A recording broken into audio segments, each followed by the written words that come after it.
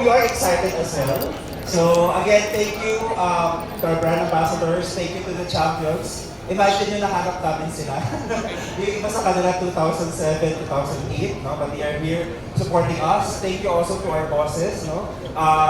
We've been planning to actually do this photo marathon after pandemic, but it was a bit challenging, no? Because usually, if you've been following photo marathon for a while, yung date niyan lagi sa end of the year. Tama ba? Yeah, so end of the year, October, November. Parang hirap i-schedule ngayon kasi parang ang daming bagyo. So sabi namin, baka yung mga entries nila puro baha.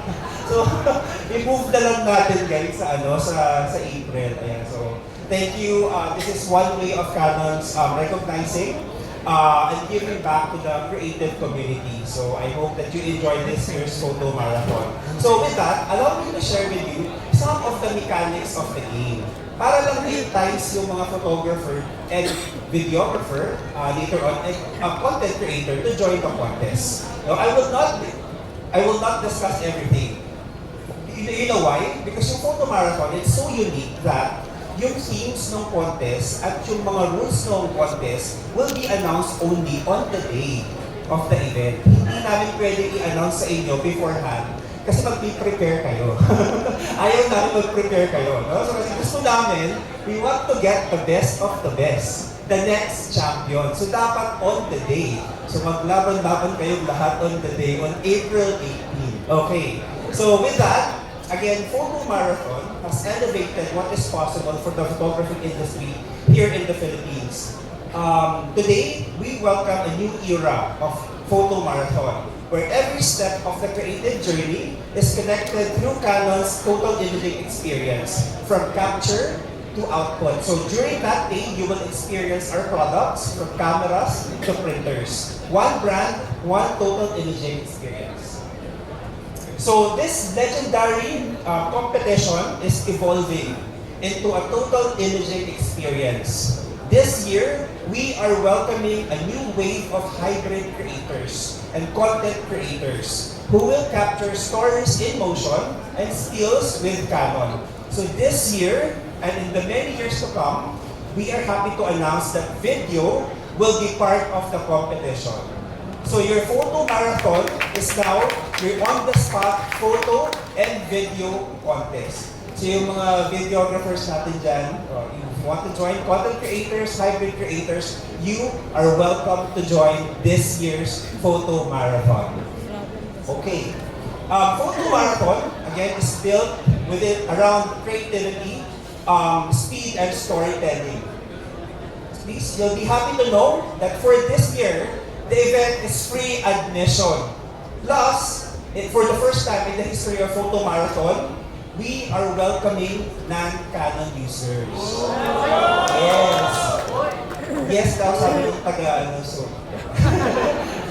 Ayan, so you are welcome to join this year's Canon Photo Marathon. And today, we are also happy to announce that the registration is now open.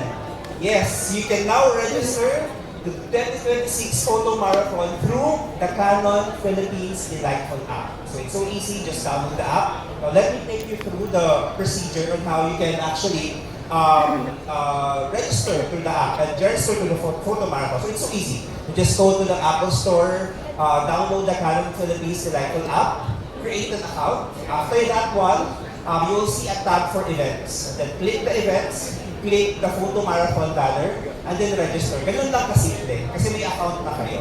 So that's how easy it is. And then you just wait for the confirmation prompt to appear on the phone, and then that's it. Just keep the app, and then on the day of the event, you just need to scan a QR code to confirm your check-in or your registration. Okay, so while waiting for April 18, April 18 is in more than 2 months time, no? So, we prepared a lot of activities kasi gusto namin ma-enhance ninyo yung inyong skills sa photography, video. So, we have a lot of activities. We'll be joining photo walks, so stay tuned on the Canon page. We have, I think, 4 or 5 photo walks in time for Chinese New Year. So, we'll be supporting the group of, I think they are here, Pinoy Photography, PIFO. Ayan sila. We are supporting the group of Alabang Camera Club. I think Alabang Camera Club is also here. We are supporting another group in Green Hills, and the group initiated by our dealers, Henry's and Camera. So stay tuned on the Canon page and then join our photo walks. We have workshops, we have school tours, plus this one is exciting. We'll also be doing regional tours. Kasi gusto namin din ma-invite yung mga photographers from outside Manila to join the contest on April 18. Yeah, so the first one I think is in Baguio for Pinagbenga with the team from FPBF. So I hope that people from Baguio can join as well. Okay, now moving forward to the exciting part. Ano yung mga categories ng photo marathon this year? Saan ako pwede mag-join? Kasi nga open na siya to other brands, di ba? Pero syempre, I just want to put a disclaimer, meron pa rin premium if you are a Canon user. Ayan. So later, bigyan ko kayo ng reason bakit kailangan nyo bumili ng Canon. Bibentahan ko pala kayo. So anyway, so ito yung mga categories natin for this year's photo marathon. Let's start with the open category. Yeah. So this open category, again, it's open to all brands. So if Canon user ka, non-Canon user ka, you are welcome to join this category. So here, participants must capture and submit photos based on the assigned theme, focusing on creativity, storytelling, and of course, technical execution. So, kumbaga, this is open to all. Okay. Next category, we have video category. So the video category, again, this participants in this category must produce short form video content inspired by the assigned theme, highlighting the narrative, movement, and creative vision. Ayan, medyo na-preempt ng konti. Main category, yung mga for Canon users. So again, if you don't have a Canon yet, it's time to buy your Canon. So enjoy the main category. So a question, what if I am a Canon, I am a hybrid user, I want to join all? Pwede ba yun? Yes, you can join all. What if I am a non-Canon user? Of course, I can only join the open categories, photo and video. Pero ito yung ano dyan. Because you know, yung photo marathon, everything is time-based. Diba? May time ka lang to shoot, may time ka lang din to submit. Kaya siya photo marathon. Pabilisan yan. Pinakamagaling, pinakamabilis mag-submit ng entry. So, kung kaya mo, why not? Join on. Or, just select one category and maybe, you know, give your best shot.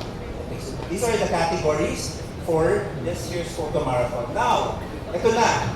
Excited ba kayong malaman kung ano yung mga prizes? Yes! Wait, ay, hindi pa pala. May special categories pa pala. I'm so sorry. No, because we appreciate the help of our media friends. No, as shared earlier, ang daming events ng Canon last year, to be honest, and you were all there. Thank you so much to our media friends who've been supporting us, who've been continually the number one in terms of share of voice. So thank you so much, not only with camera, but also with printers. So you'll be happy to know that for this year's photo marathon, we have a special category for you, for media. Okay? Let's go. So, but we have to start getting your Canon para hindi phone yung gamitin nyo.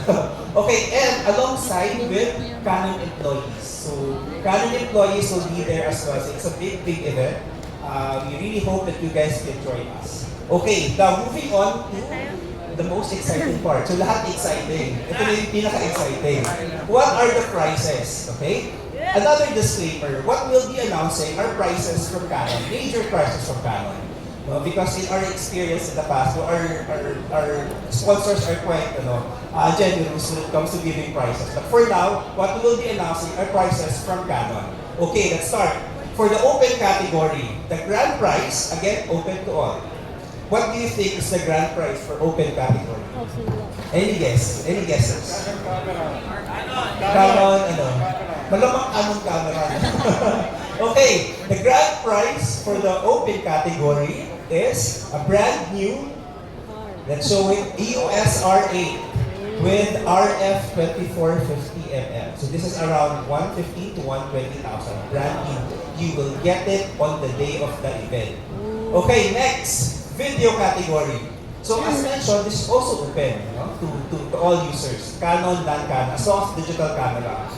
May dalawa tayong winner dito. We'll be giving a prize for Canon and non-Canon. So the prizes are, let's show it. Okay, for non-Canon category, PowerShot V1, And for Canon category, a brand new EOS R50. So we really hope that, the content creators can really join us during the event. Okay, and finally, ito na, last na to.